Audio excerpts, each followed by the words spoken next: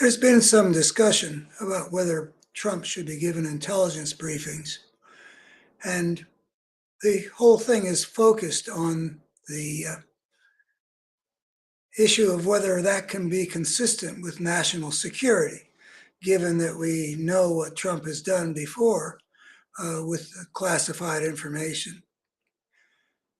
That's an important question, and I'm satisfied that the guys I've listened to on this subject have got a good solution to it. John Brennan, the former director of Central Intelligence, or whatever that position was called, was on MSNBC, and he said, "Well, what I'm sure they'll give him is like the threat assessment report we give to Congress. It doesn't have any. It doesn't have any details. It's a general overview of the things that a decision maker would want to know might be on the horizon." And that makes sense. And now I read that Adam Schiff has come out and said, I'm sure he's sure that they will dumb it down for Trump.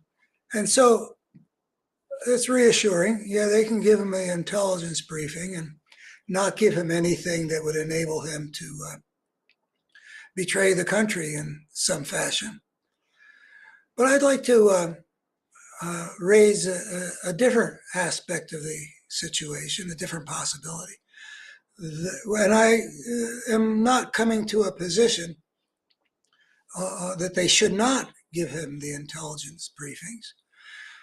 However, one of the central purposes of the campaign between now and Election Day should be to alert the American people to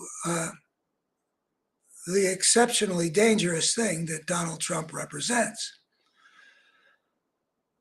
Yeah, it makes some sense. We honor American traditions and norms. It has always been done as far back as, I don't know, World War II, whatever, that the opposition presidential candidate is kept up to speed in some way with some intelligence briefings. I like the idea that our side treats those national norms as something to be respected. The way Obama handed the presidency over to Trump back in 2016. Democrats have always been doing it by the book, and there's something nice about that. But that's not the only way to play this thing. There's also the question of whether this issue of giving Trump intelligence briefings or not should be utilized to dramatize the exceptional thing that Trump represents. Yes, in every other election since whenever, 48 or whatever, we have done it this way. But we've never had a presidential candidate who has been indicted by a jury of grand jury of average Americans on a number of serious counts of violation of mishandling of documents, violation of the Espionage Act, not treating with the least bit of respect America's national security secrets. That we've never had a president behave this way with national security secrets. He even talked to the Russians and betrayed something about our sources and methods having to do with information we'd gotten from a trusted ally in the Middle East. So one could raise the question by saying Trump should not be given what we usually do because he's not the usual candidate. He's not trustworthy with American national security on the line. And I don't know I don't know if that's a winning strategy to withhold it. I got the impression that it's really a decision's been made. Um, so I'm not sure if this point I'm raising is a good strategic one. If it would have been better for the Biden administration to say, um, we've got to protect our intelligence information from a guy who's betrayed the country more than once uh, with information relevant to American national security. I'm leaning toward thinking that that would have been better to do, but the Biden administration may have gone too far onto its what you would predict of them, which would be to honor our norms and just find a safe way of doing that. Still, anything that can dramatize the criminal nature, the, the betrayal of the nation by Donald Trump is worth giving serious consideration to, because we've got an educational mission, and bringing the important truth to the fore is something that could be done with this, sorry, but this different kind of American presidential candidate who betrays the nation. We can't do what we usually do, regrettably. That's my thought. I hope it's not too late. I don't suppose it's going to happen anyway until after the national conventions, at least until Republican National Convention, because he's not officially the presidential candidate for the general election yet. So there is time to think about it.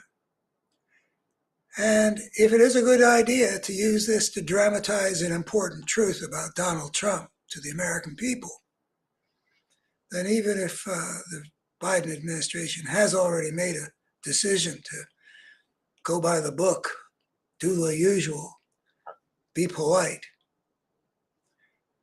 I think it might be worth changing your mind.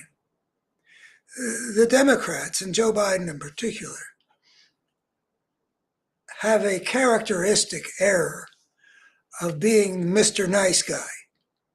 It's really very difficult, maybe impossible, to find any situation where the voice of the pro-democracy, Democratic Party, liberal side, as this fascist force has been taking over the Republican Party. It's hard to find any time when anybody on the Democratic side has overreached in how they have characterized and how much they have pressed the battle. We have continually suffered from the failure to press the battle. So I think that there's little danger that if the Biden people use this, it will go too far. I thought that it was a good sign in the State of the Union address that right out of the box, Joe Biden was talking like a fighter. He was calling out Trump and his policies and the Republicans who had supported things that were unsupportable. It was too political by the normal standards of a State of the Union address. But these aren't normal circumstances, which is what he was saying. This is the extraordinary circumstance, like Franklin Roosevelt and Churchill faced, that he referred to. These are not ordinary times. What was it, January of 41, that he was quoting FDR, and he says, here we are again. And indeed, here we are. We are not against a fascist force that operates with a Luftwaffe and a highly mechanized army. We're up against a fascist force that threatens the survival of democracy in the part of the world that we care most about. I was happy to see that he was not concerned about obeying the niceties, and that State of the Union is not usually so much of a political speech. But in extraordinary times, we break with the ordinary pattern to deal with the extraordinary dangers. So I guess I come down on, don't give Trump the briefing.